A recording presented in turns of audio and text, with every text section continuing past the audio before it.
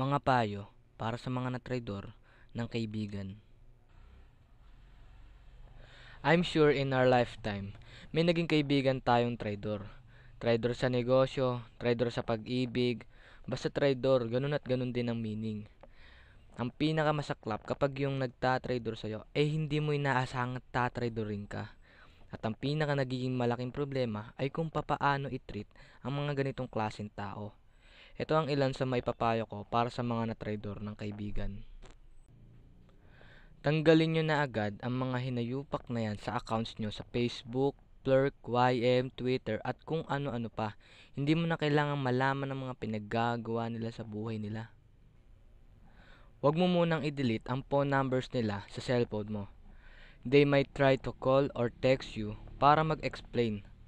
Dapat alam mong sa kanila galing ang call or text messages para maramdaman mong masarap mandedma ng mga traidor.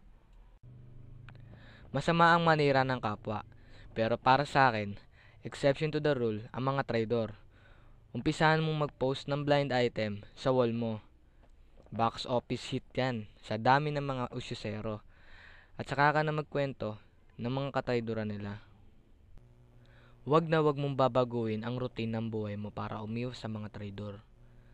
Mahirap sa umpisa, lalo pat you find yourself in the same party or venue ng mga demonyong yun. Tiisin mo na lang, hayaan mong sila ang mag-walk out. Chances are, magpo-post din ng mga traidor sa wall nila to justify their actions.